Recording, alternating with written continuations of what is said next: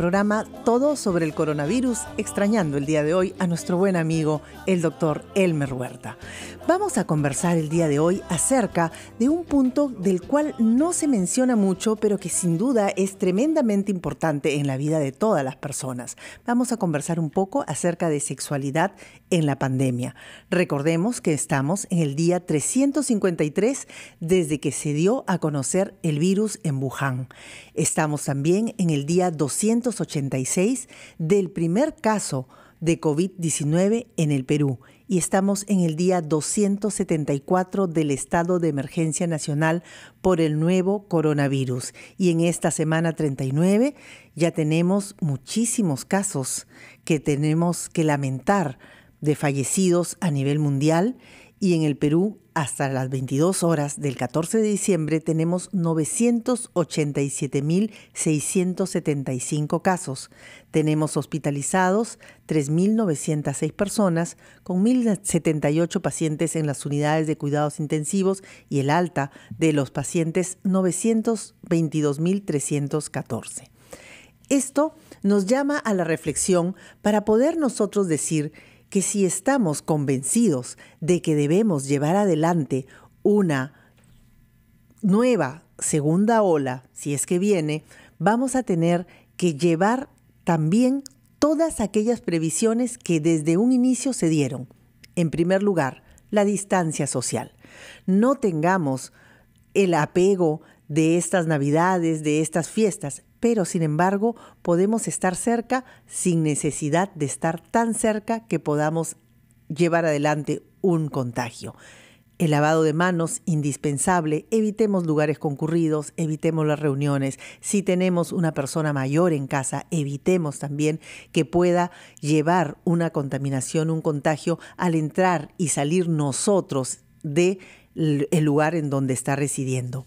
Y estas son simplemente las recomendaciones generales que debemos tener nosotros. Cualquier pregunta que deseen ustedes hacer, recuerden el 212-4100 y el 212-7165. También nos pueden enviar sus mensajes a través del WhatsApp 951-43-1013 acerca del tema con el que hoy día vamos a iniciar y vamos a conversar. Vamos a empezar por presentar a un ginecólogo, a un ginecobstetra, que va a conversar también con nosotros y hemos decidido que sea el enfoque masculino y femenino con la finalidad de poder llevar adelante esta conversación desde los dos puntos de vista. Los dos puntos de vista para qué es lo que ha sucedido con la sexualidad, qué es lo que ha sucedido con la parte de durante esta pandemia, con la parte de la anticoncepción, qué es lo que ha sucedido con el número de embarazos, han aumentado, han disminuido, cómo están siendo los nacimientos. Les voy a presentar entonces al doctor Carlos Zúñiga. El doctor Carlos Zúñiga, que nos acompaña como médico responsable de la Unidad de Medicina Reproductiva de la Clínica Delgado. Carlos, muy buenas tardes. Un gusto conversar el día de hoy contigo. Buenas tardes, doctora. Muchas gracias por la invitación y la presentación. Carlos, indiscutiblemente que el COVID es una enfermedad que no es de transmisión sexual.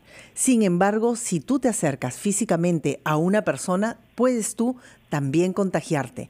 ¿Qué es lo que tú has visto en estos últimos meses de la pandemia? ¿Cómo han desarrollado tus pacientes? ¿Cómo han desarrollado las personas con las que tú estás trabajando su sexualidad en estos meses? ¿Ha habido alguna inhibición al respecto? Sí, es un excelente tema y de hecho es complicado en distintos aspectos y como usted dice es un tema de repente que no se ha tocado tanto, ¿no? Porque es el coronavirus, esta pandemia terrible que estamos pasando y los números que usted nos ha explicado pues están un poco alarmantes. No es una infección de transmisión sexual, no se contagia de esta manera. Sin embargo, las repercusiones sociales, culturales, de cada país y en el mundo entero en las que ha repercutido nos afecta en todos nuestros aspectos, incluida el aspecto de la sexualidad. Entonces es difícil para todos los seres humanos, hombres y mujeres, manejar nuestra sexualidad de forma correcta en esta época, ¿no? En la que no podemos tener contacto con las personas. Se nos ha dicho, tienes que quedarte en tu casa, tienes que estar por lo menos a 1,5 metros de alguien pero sin embargo también nos abordan con información de hacer ejercicio, de manejar bien tu parte psicológica, emocional, ¿no? Alimentarte sanamente, tratar de englobar, de tratar de tener una buena salud. Pero ¿en dónde queda la parte de la sexualidad? ¿Cómo puede la gente vivir sin tener relaciones sexuales por tanto tiempo, ¿no? Sobre todo las personas, es que hay como 3 escenarios en los que se puede ver a los seres humanos, ¿no? En este momento. Las personas que viven con sus parejas en casa, las personas que de repente tienen una pareja pero no viven con ellas o con ellos, y las personas que están solteras. Entonces es distinto el abordaje de la sexualidad para cada uno de ellos, ¿no? Entonces, exactamente, Carlos. Y mira, fíjate que cuando tú mencionas aquello de la distancia social, la primera recomendación que yo empecé a dar es acerca de la distancia social.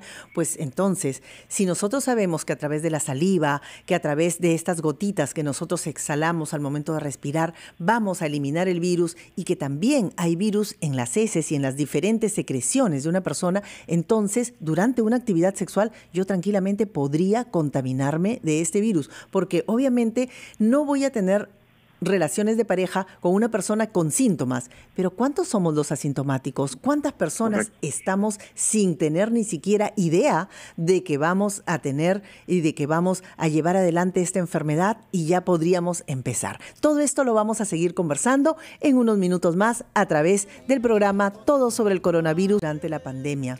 Habíamos conversado con el doctor Carlos Zúñiga que efectivamente tener relaciones sexuales en este momento viene a ser algo un poco difícil de llevar adelante, salvo que tú ya vivas con tu pareja y que tengas adelante una relación monógama. Entonces, Carlos, nosotros sabemos también que se han encontrado COVID-19 en el semen, pero aún no sabemos si es que esto es capaz de transmitirse la enfermedad como tal a través de este medio. Entonces, ¿cuál sería la recomendación que tú nos darías acerca de el uso del preservativo? ¿Recomiendas este uso? ¿Te parece correcto? ¿Sí? ¿No? Sí, es una excelente pregunta. Por supuesto que sí. En este momento, al menos que la información que se va recopilando es esa, en la que tenemos bastantes casos en los que hay transmisión de esta terrible enfermedad a través del semen. Si es que son relaciones sexuales que no son monógamas y que no se está buscando tener un embarazo, sería recomendable utilizar el preservativo para evitar la infección. Claro, porque indiscutiblemente sí, nosotros tenemos que tener en cuenta que igual, yo también pienso que sí, por más que estoy en una relación monógama y es mi pareja la que sale a trabajar o yo estoy saliendo a trabajar, uno de los dos pudiera estar en ese momento también recibiendo la contaminación. Creo que sí, como tú bien dices, Carlos, es ideal empezar y usar el preservativo en todas nuestras relaciones, a menos que estemos teniendo la planificación de llevar adelante una gestación. Durante la gestación hemos visto diferentes formas de comportamiento. En realidad, no, desde el punto de vista obstétrico, el coronavirus no afecta a un embarazo. El embarazo va a discurrir sin ningún inconveniente, pero siempre vamos a ver, por ejemplo, en las personas que ya tienen sintomatología de esta enfermedad y que también además van a tener el problema de una enfermedad un poco más marcada, un estadio mayor de compromiso. Entonces vamos a ver también algunas complicaciones. Carlos, ¿nos podrías conversar acerca de algunas complicaciones que has visto en este tipo de pacientes que ya tienen enfermedad, sintomatología y una sintomatología de mayor compromiso? Sí, claro. Como usted dice, felizmente el coronavirus no afecta en la parte obstétrica, o sea, no hay una transmisión vertical de la mamá al feto. La transmisión sigue siendo, aunque hay algunos casos reportados de bebés que han nacido con la enfermedad, ¿no? Pero son muy aislados y son raros. Sin embargo, lo que se sabe es que la transmisión sigue siendo horizontal.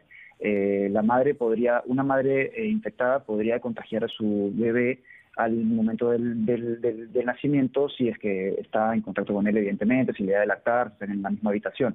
Pero durante el embarazo, felizmente no.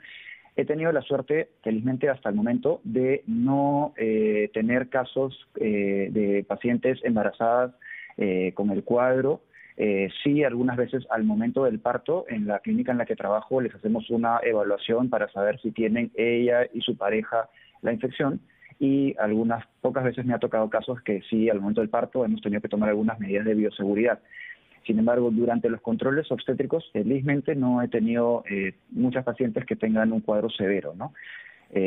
Sin embargo, pues definitivamente por la gestación y dependiendo del trimestre en el que se encuentre la paciente, la sintomatología puede ser súper variable, ¿no? Probablemente en el tercer trimestre, en el que el bebé, el feto es más grande, en el que el útero está desplazando el diafragma, en el que hay menos capacidad de distensibilidad de los pulmones y poder respirar adecuadamente, si tuviera la enfermedad, pues la sintomatología respiratoria va a ser peor, ¿no?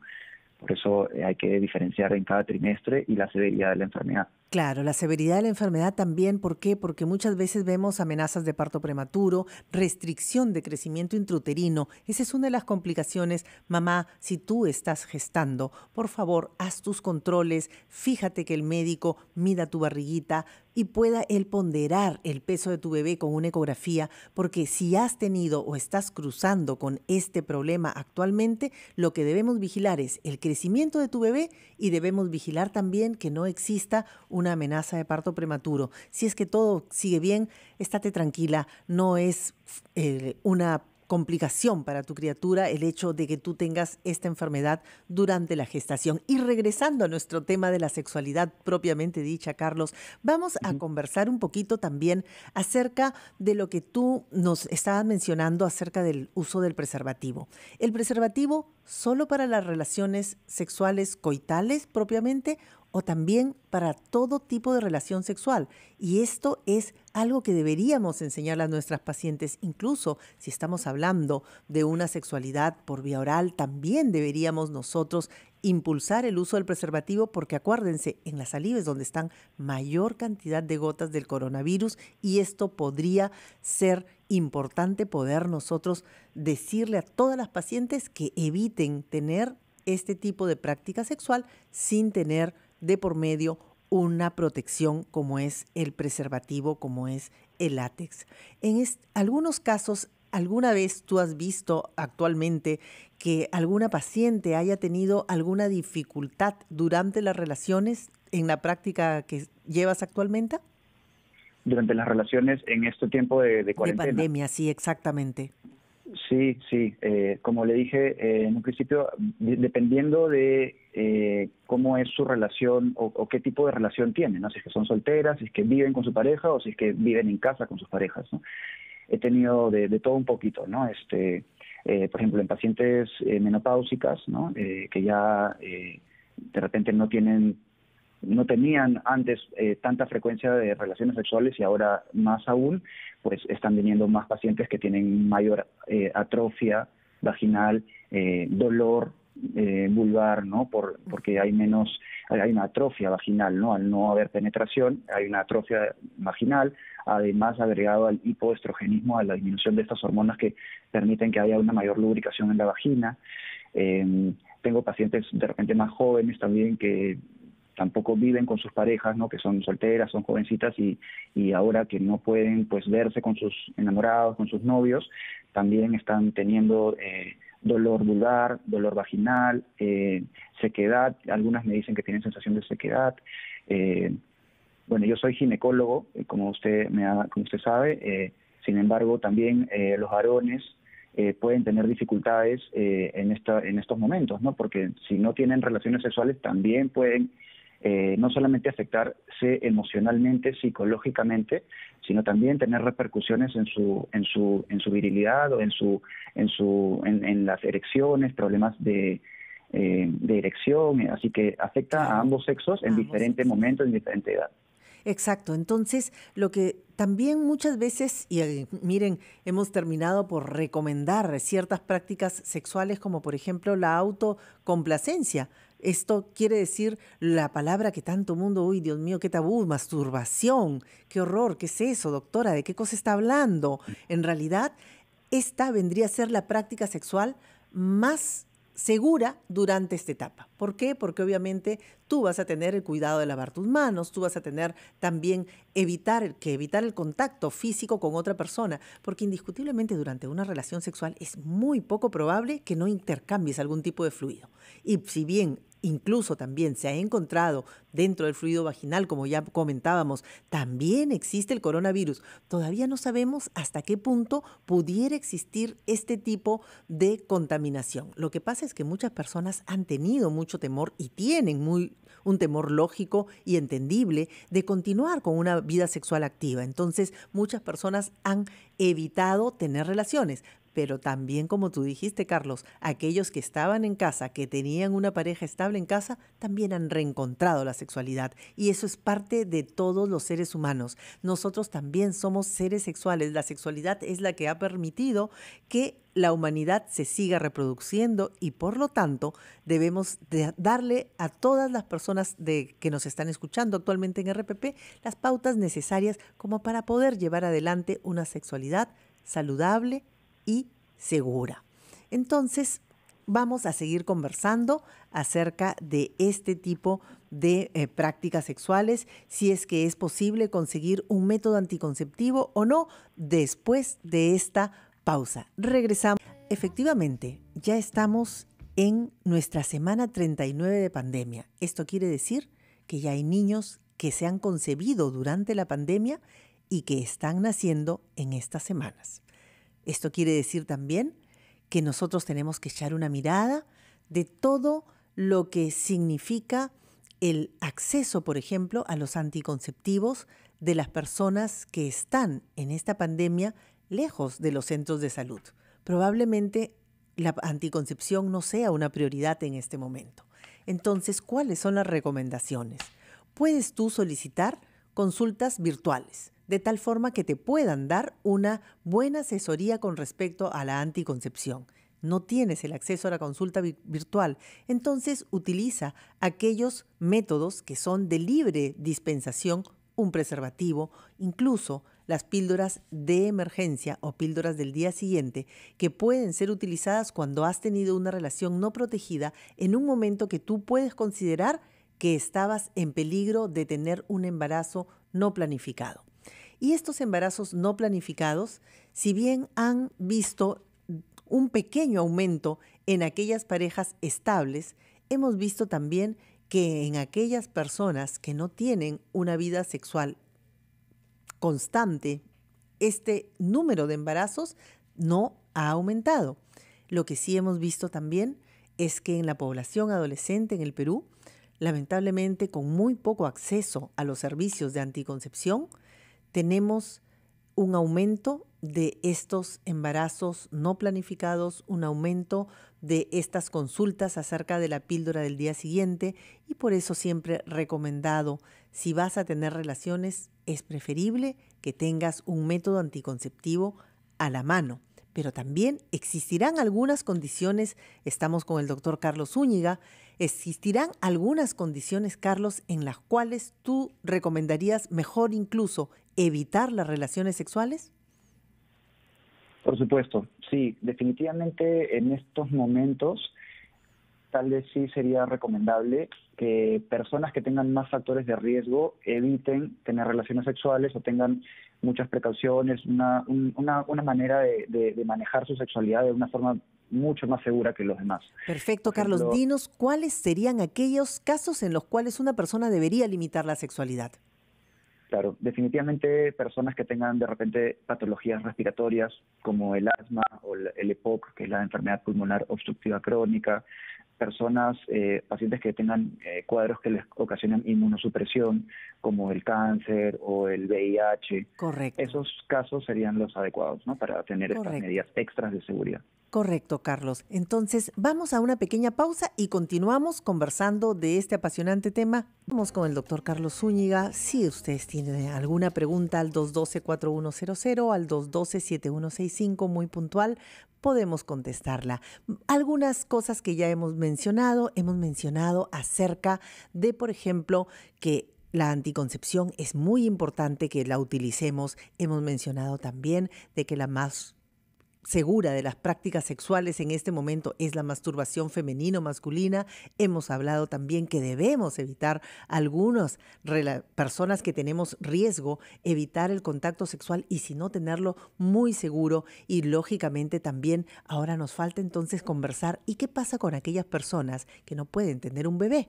¿Qué es lo que sucede? ¿Qué es lo que usted, doctor Zúñiga, ha observado en este tiempo acerca de aquellas personas que buscaban fertilidad, tenían todo planeado para buscar un bebé y de pronto entró la pandemia? Bueno, sí, en cuanto a las parejas que decidían ser padres este año, ha habido una disminución en la consulta de ese deseo. Más bien han buscado métodos anticonceptivos, tal vez porque no lo consideran un año propicio, un año adecuado para este momento, este paso, ¿no? Sin embargo, lo que sí ha habido un poco más de aumento en consulta es en cuanto a las parejas que quieren hacer algún tratamiento de reproducción asistida, como postergar la maternidad justamente, ¿no? Decidir postergar este momento, este tiempo, este mal año, este mal momento que nos está tocando a todos para cuando sea más propicio, ¿no? Entonces, por eso hay algunas alternativas en la especialidad que hago, que es reproducción asistida, que podemos ofrecerles y eso sí ha habido. Claro, por ejemplo, el caso, sí, ¿no? Como por ejemplo el caso de la fertilidad, que podemos hacer una fertilización in vitro, una criopreservación del embrión o del óvulo, eso quiere decir congelar y esperar a que pase este mal rato, como tú bien dices, para tener un ambiente más seguro para tener un bebé. Esto lógicamente es parte de la fertilidad asistida. ¿Alguna otra práctica más, algo que se recomiende con respecto a la reproducción asistida? Bueno, yo les recomendaría a las parejas que están considerando hacer este camino que vayan a un lugar de confianza en el que se sientan seguros. Es una inversión de tiempo y recursos y deben hacerlo con profesionales que se encarguen que sean especialistas en un laboratorio que cuente con todas las medidas requeridas para trabajar adecuadamente, con biólogos, embriólogos que sepan hacer su trabajo, que el aire tenga pues el filtro adecuado, la presión adecuada, es decir, hay tantos factores, tantas cositas que debe tener un centro de reproducción asistida que hay que considerar bastante bien esa elección, ese lugar y ese grupo humano que debe atenderlos. Carlos, has mencionado un punto súper específico, el aire, y es que lógicamente no son muchas las personas que saben que el aire es prácticamente la vida que va a llevar adelante este embrión. Entonces, un laboratorio siempre tiene que tener un aire súper puro. Y mi preocupación entonces es, en esta pandemia donde se transmite el COVID por aire, ¿cómo así estoy segura? Claro. Bueno, antes de la pandemia, igual el laboratorio de fertilidad tiene que tener filtros de aire que funcionen en óptimas condiciones. Ahora, con la pandemia en la que estamos frente a un virus mortal que se transmite por el aire, pues con mayor razón.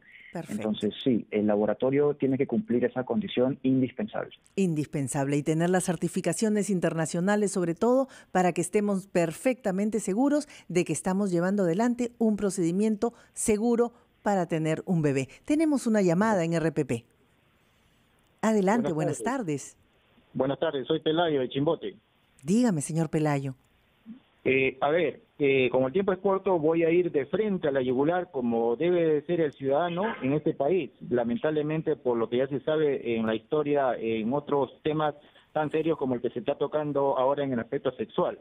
Bueno, dos cuestiones. Número uno, ¿por qué a la gente en general del mundo, o a cierta gente, mejor dicho, para precisar mejor el quantum, le es imposible practicar la abstinencia sexual o le toma, digamos, mucho trabajo practicar la abstinencia sexual? Y entonces, a partir de ahí, ¿es posible aplicar el término de la resiliencia al ámbito sexual? Quiero una opinión del especialista. Y número dos, una pregunta también que ayer lamentablemente, bueno, no lamentablemente, sino me puso en aprietos, en apuros, un sobrino mío que ya, digamos, bordea los 18 años, un ciudadano, y me dijo en la mesa familiar de frente a la yugular: tío, me estoy convirtiendo en un masturbador empedernido.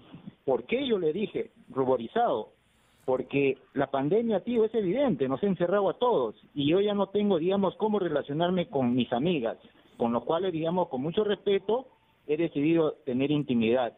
Entonces, Mi sobrino apelaba al tema de la masturbación como una práctica que él Correcto. está, digamos, confesando en ese sentido.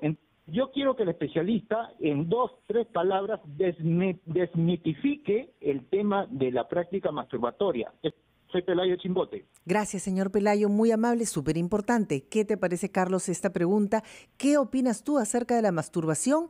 Y vamos a decir también que efectivamente sí es posible practicar la abstinencia y no es ninguna condición que vaya a afectar la salud de la persona, ni física ni mental. No es que después me vaya a desacostumbrar y ya no sé tener una relación sexual por el tanto tiempo que no la he tenido. Esto es inherente del ser humano y lógicamente es decisión de cada uno de nosotros. Dime, Carlos, ¿qué piensas tú acerca de la segunda pregunta del señor Pelayo desde Chimbote? Sí, bueno, gracias Pelayo por tu pregunta, es excelente. Mi opinión es más científica que personal o religiosa o que no quiero ofender a nadie. Sin embargo, yo considero que la práctica de la masturbación es absolutamente normal y saludable, hasta saludable, ¿no? Así que por muchas razones es favorable para esa persona, ese hombre o esa mujer. En el caso de tu sobrino de 18 años, le va a favorecer en muchos ámbitos, ¿no? En la parte de autoestima, en la parte de la circulación, en la parte del sistema inmunológico. Así que despreocúpate que no le va a ocasionar alguna enfermedad, algún problema. Mi opinión es que pues es lo que debe hacer en este momento y me parece apropiado que lo siga practicando. Y sobre todo que tenga la confianza con la familia para poder discutir de un tema como este en toda su amplitud. Mira, se nos pasó el tiempo volando, en realidad algunas cosas simplemente como para reseñar que la masturbación es una forma segura, que no existe ningún riesgo de embarazo, que no hay enfermedad de transmisión sexual de por medio. Entonces, si en este momento estás lejos de tu pareja, puedes practicarla. Si en este momento te sientes más seguro, puedes practicarlo. Si estás sola o estás de repente viviendo con alguien, ponte tu ropa favorita, maquíllate, arréglate, hazte una sesión de fotos y si tú y tu pareja sexual son adultos y tienen claros sus acuerdos y límites de privacidad, pueden tener encuentros sexuales incluso también a través de mensajes de texto, a través de fotos, a través de videos. Puedes tener incluso una cita virtual si recién estás comenzando una relación con una persona, tomar un café, comer algo. Hay muchas formas de continuar la sexualidad sin que necesariamente lleguemos a un coito. Entonces, el autoaislamiento o distanciamiento social son formas en las que pueden ayudar a mantenerte a ti y a tu pareja sexual y a la comunidad en general a salvo durante esta pandemia. Puede ser difícil, pero hay que tratar de recordar que no va a durar para siempre y por lo tanto, entre más personas pongamos en práctica el distanciamiento social ahora, más vidas se salvarán y más rápido podremos regresar a la normalidad. Muchas gracias, doctor Carlos Zúñiga, por estar con nosotros. Muchas gracias a todos ustedes por acompañarnos en este programa Todo sobre el coronavirus por RPP. Gracias.